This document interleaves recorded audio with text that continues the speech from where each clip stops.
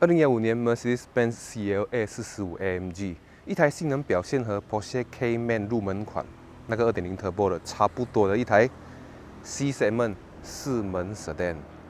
讲到这辆车呢，我就必须要以它的引擎性能来做一个开头啊，因为它的引擎真的是太厉害啊！这台引擎是 Mercedes-Benz 的 M133 引擎，从2013到2016期间获奖无数，连续几年都有获得世界最佳引擎的奖项。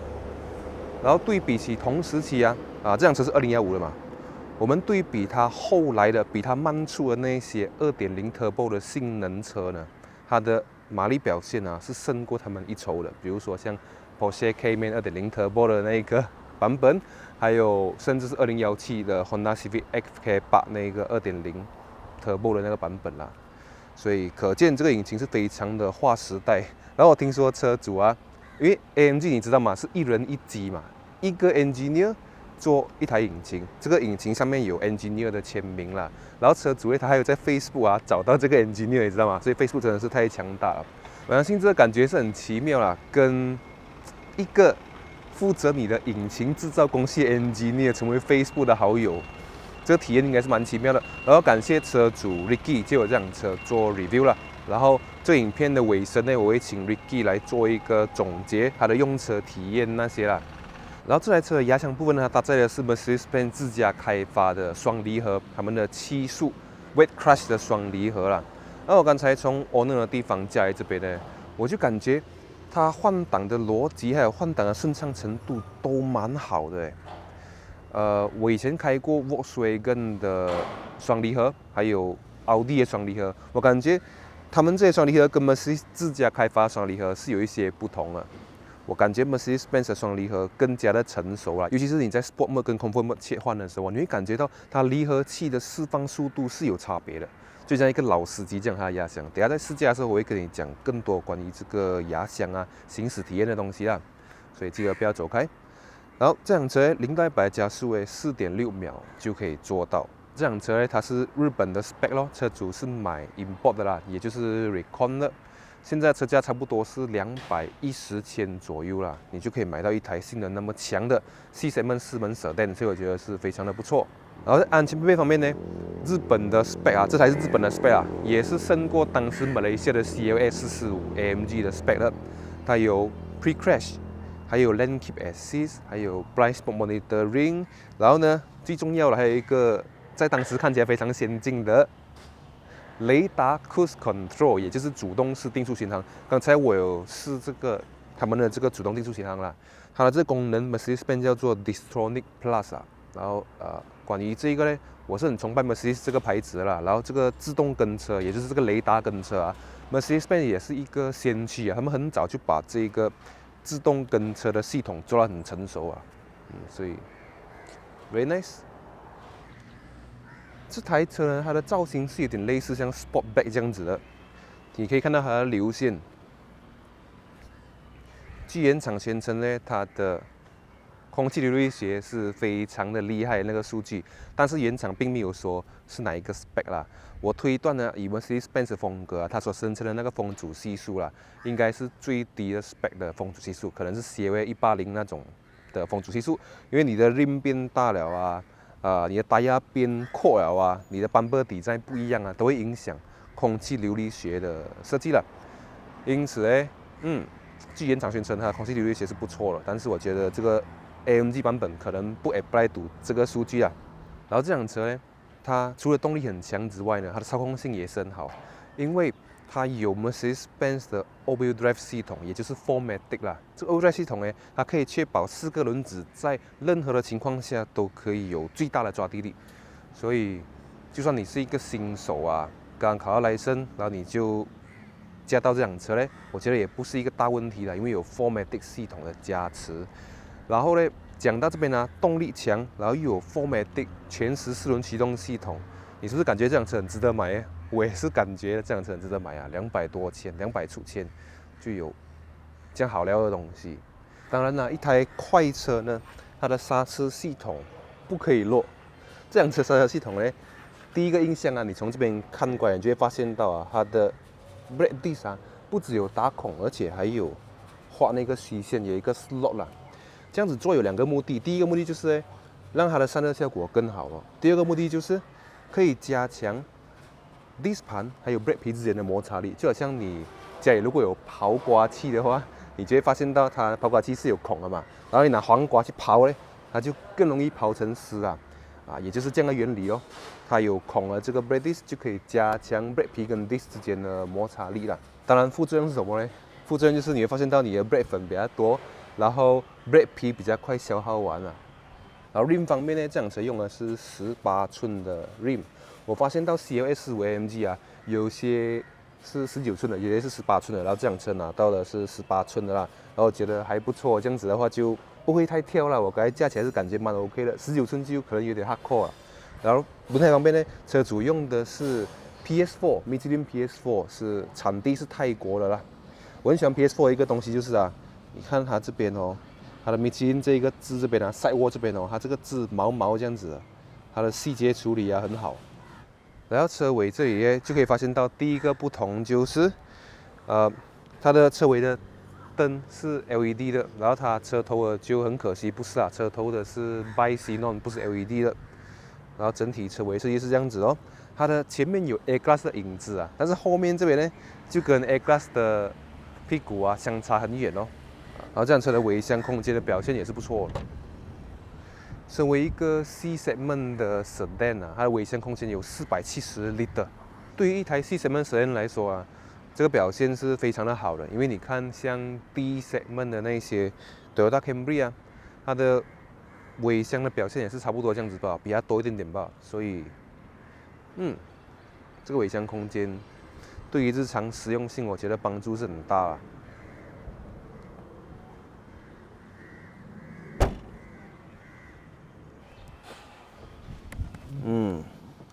这辆车的后座空间表现呢，只能说是勉强够用啦。你的后座乘客如果像我一样高呢，就叫他不要 set 头发，因为你看我头发set到这样高我的那个头发就动到车顶了咯。然后，前面的 leg room 呢也剩下3根手指的距离。前面我已经调到我自己的驾驶位置，我是175 cm。然后像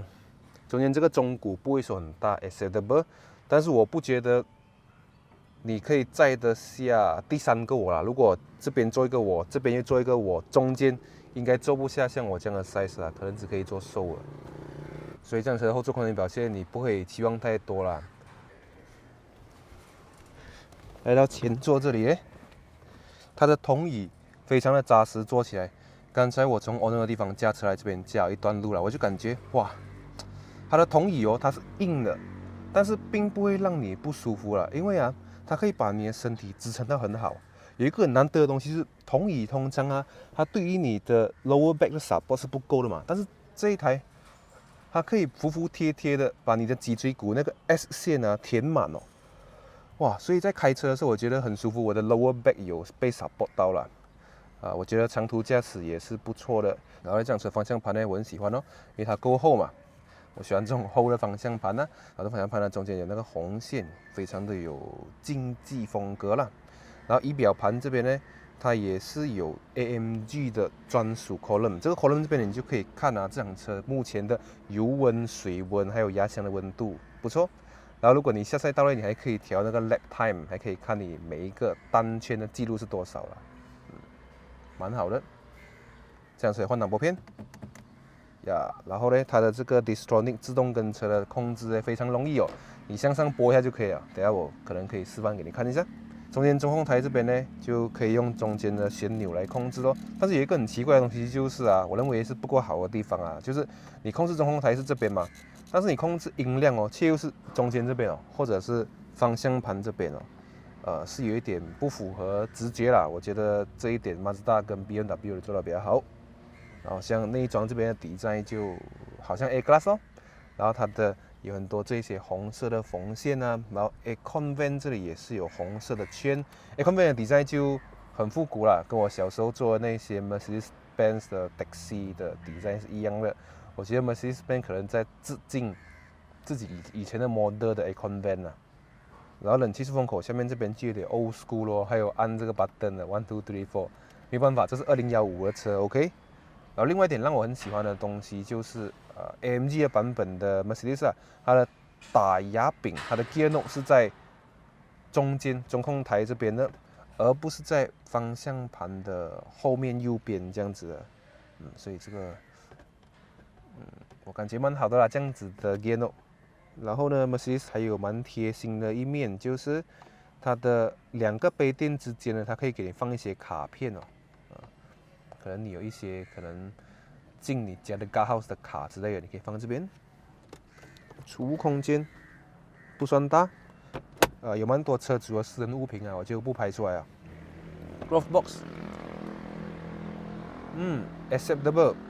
不大也不小。我发现到这辆车呢，它是双离合嘛。但是它的双离合，我觉得是非常的成熟，非常的先进。怎么说呢？你看啊，我现在Comfort Mode是吗？我起步哦，你看啊，我现在完全停下来啊，然后我放开 brake 啊，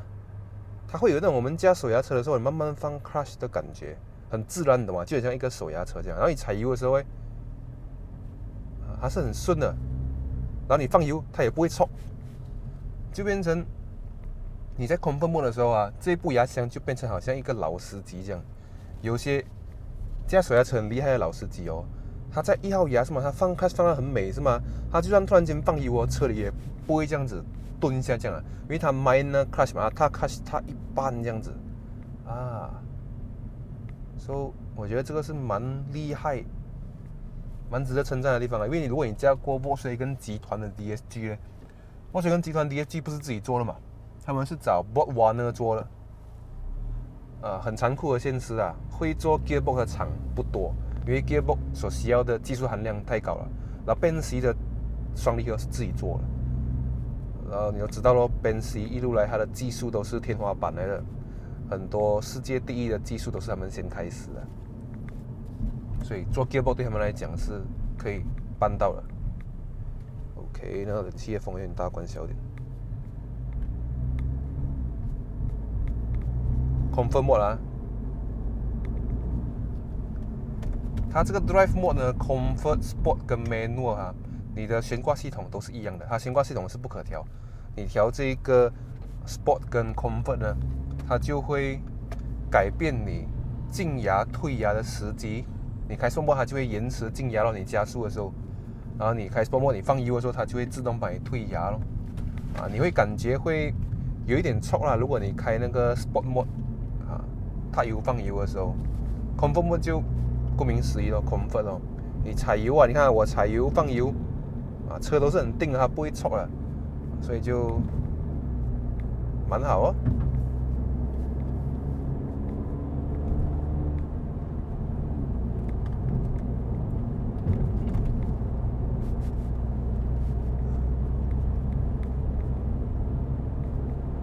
哇！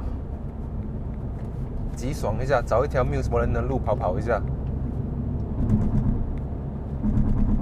我刚刚应该跟他相处了要半小时啊，因为我从车主的地方驾过去刚才拍摄的地方有相处半小时啊。我觉得这个车有一些蛮神奇的地方，它是一个性能车嘛，但是它 suspension 不会说很跳，这是第一。然后第二是它非常容易控制，然后第三讲起来令人惊讶哦，它很舒服，以性能车的标准来看呢，真的是蛮舒服的。它只是稍微比较硬朗了一点，它的悬挂系统。然后在 Comfort Mode 的时候，我踩油啊，它也是有力，只是它会慢一拍这样子啊。然后平稳程度到什么地步，你懂吗？这种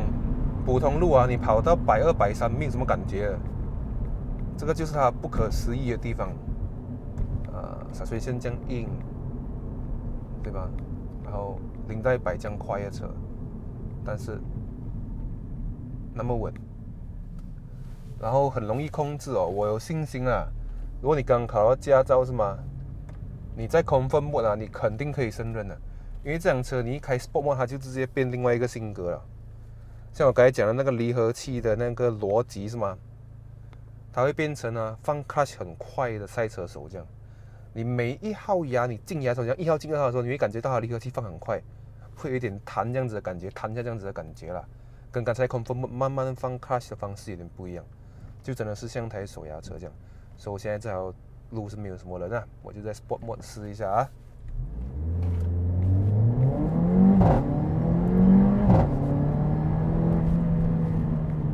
哇哦！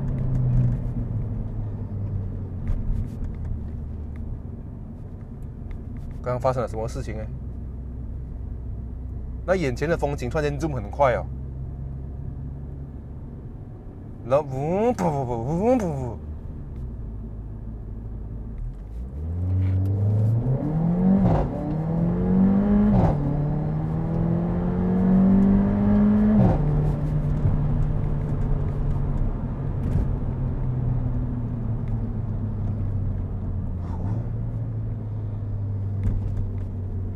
就像我之前讲过了，你驾一辆很快、很稳、很爽的车嘞，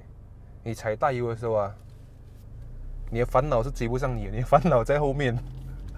你的烦恼被你的车甩在后面了，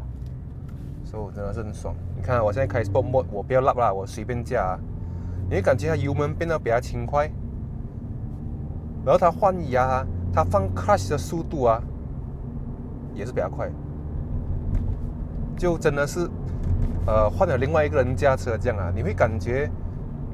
刚才 Comfort Mode 是司机1号，Sport Mode 司机2号，另外一个人呢，就是整辆车的性格变掉啊，但是又那么容易控制哦，那么强的马力的车，300多匹的马力，扭力450 Nm 的车，该我踩完油，很容易控制哦，没有 torque steer，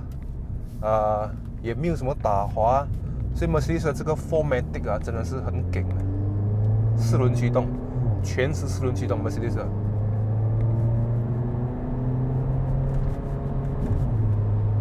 然后 brake 啊，超级刺啊，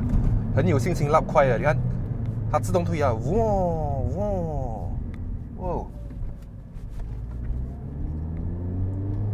你开这辆车啊，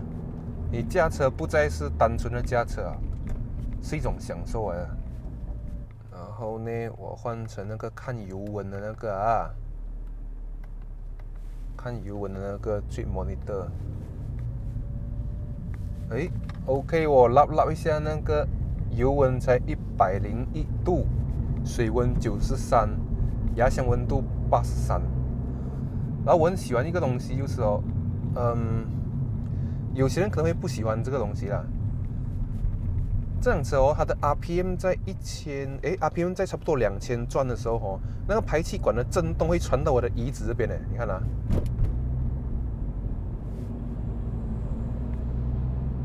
，RPM 差不多1800的时候，那个震动哦，从椅子传来我的背后，传来我的心这边啊，就是很纯粹的一种驾驶体验。你可以感觉到排气管的震动哎，那个排气管的震动，我喜欢啊。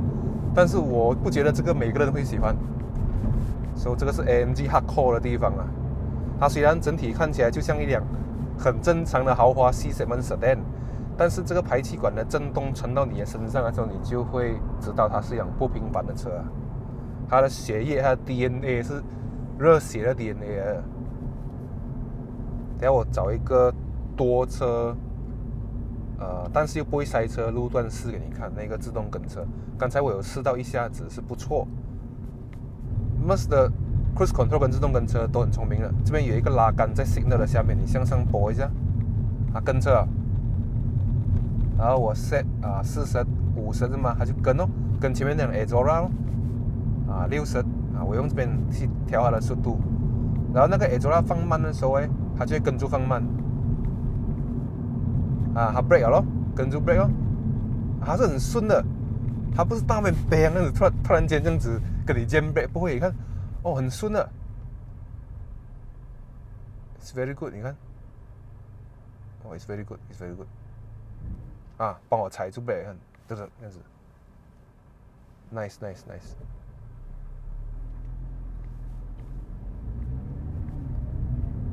它这边就写，因为我踩油嘛。它就写 Distronic Plus Suspend， 就是我踩油，它把那个主动权交回我手上，应该是这样吧？因为马自达也是类似这样。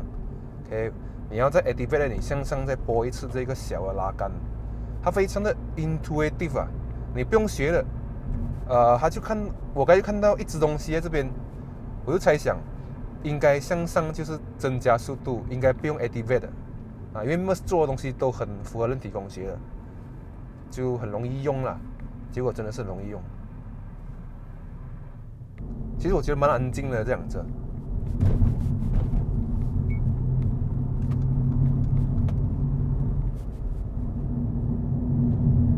而且这辆车有多种用途啊！你要下 track 没问题了，跑快了这辆车不要开玩笑。然后你要日常驾驶没问题了，你要载女朋友没问题了，够舒服嘛？你看，你要载岳母没问题了，也是够舒服。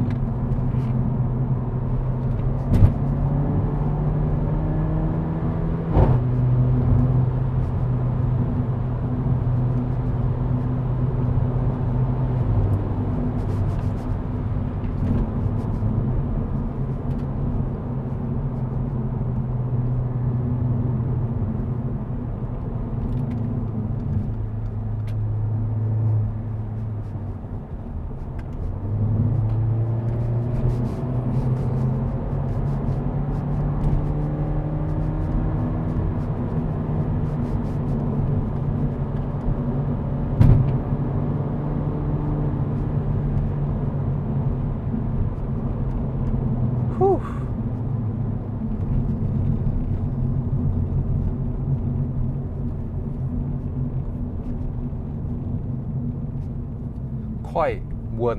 准，它很快，但是你开快的时候，你很有把握可以完全操控它，很美妙这种感觉，很美妙，很美妙。然后我觉得它如果要进手摇模式进Manual Mode的话，应该这样子嘛，推一下，推右边或者推左边，这样上下这样子加减。它没有加减因为它有 Pedal Shift 嘛，它没有那个 Tiptronic 加减。但是它有 Pedal Shift， 但是它的 Manual Mode 是要用按钮来进的，是令人感觉有一点不大顺。然后还有另外一个问题它 control 这个 infotainment 它的这个旋钮做得太里面了，变成我手要这样，按在方便我手要这样，什么机芯的手势来的，控制那个 control panel。它可以像 BM 这样放在那个 gear knob 的隔壁这样顺手多嘛？我手就这样子很自然这样，不用这样。这个人体工学这边不大对路，这个是一些美中不足的地方。好的，今天非常荣幸呢，我的观众 Ricky 他借我他的爱车做 review， 所以现在我们就请他来自我介绍一下。嗨，大家好，我是 Ricky， 来自新山，在 CGS CMB 从事股票经纪。好的，那么我们直接来开始第一个问题第一个问题就是为什么你会选这辆车？买这辆车原因的话，是因为它兼顾了性能，再加上它是4门嘛，所以载客量，然后又舒服，又有性能，所以我才选择这台车子。很好很好。那么很多人都对 Mercedes 的观感就是说，可能维修费会比较高。那么你使用下来，你觉得它维修费是如何呢？我的话，我觉得还好，因为在我拿车的话，我是在外面做维修的，所以更换黑油跟黑油网的话，价格是在700-800块左右，可以负担的范围。当然，像一些是维修件，像是刹车皮刹车碟的话，如果是因为这种是性能车嘛 ，AMG 的性能车，那到了损耗的点的话，就可能要更换那个零件的话。性能的部件就会比较贵，像 brake pad brake disc 价格稍微比较贵。那么刚才我是有留意到，因为你的那个 brake disc 是蛮特别，又有打孔，然后又有那个 slot 前后都有啦。那么它的刹车片会很快用完吗？就我个人使用的情况的话，应该是在15000到2万公里就必须做更换，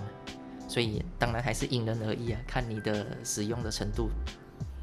明白，如果是15000到2万公里的话，算是我们可以 consider 是快啦，consider 是快，因为通常普通的车都是3万4万嘛，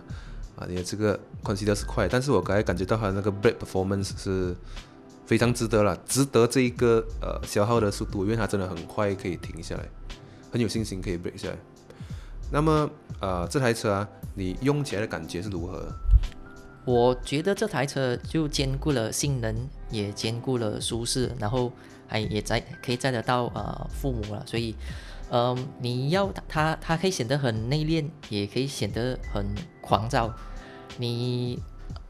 上班可以代步，下班的话你可以深踩那个油门，可以释放你在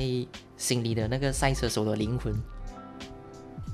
明白，就是说可以让枯燥的生活来一点激情啦，就是可能你一天已经很累了嘛，然后你一伸踩油门，那个鸡皮疙瘩都起来了，那个心跳也变快了。是，这个就是有时候生活太闷的话买这辆车就可以调剂你的生活这点我认同，那么这辆车的话你会不会推荐给你的朋友？如果你有朋友问到你的话，我是觉得我会推荐给我朋友，因为这辆车的话它的马力以及它的舒适程度都是在很高的一个等级，所以非常推荐给我的身边的朋友。了解。那么其实我刚才开的时候我又更加坚定了，因为我刚才开的时候我就想哇，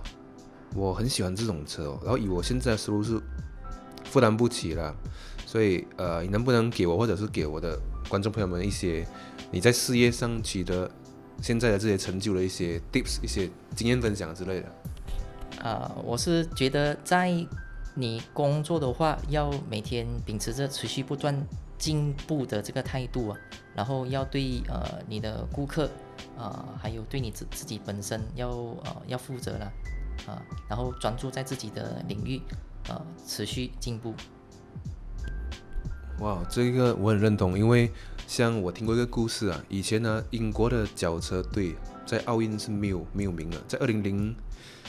应该是2004以前吧，他们一定是 last one 的，然后甚至有些脚车零件厂商不要 sponsor 他们，因为 sponsor 他们太丢脸了，他们一直跑最后但是他们换了一个新教练，好像在04我忘记掉了，那个教练就跟你刚才讲的东西很像，那教练就秉持着一个信念，就是一天进步1%开始从那个选手的衣服换那种更加切缝的衣服，然后那个他的坐垫换更加好的坐垫，踏板换更加好的踏板，一点点这样子进步了。所以现在你看奥运的脚踏车项目是英国人包了完了。在还没有这个教练之前英国人是在欧洲是垫底了，很难拿到名次的。那时候像我们马来西亚拿了一个太好车的银牌嘛，他记者访问他的时候，他就讲，其实他没有想过要冲金牌，因为那个英国已经在前面很远了，已经是追不到了，他是跟另外一个在抢银牌吧，所以这个就更加证实了，一直到现在那个英国的脚车 team 还是很强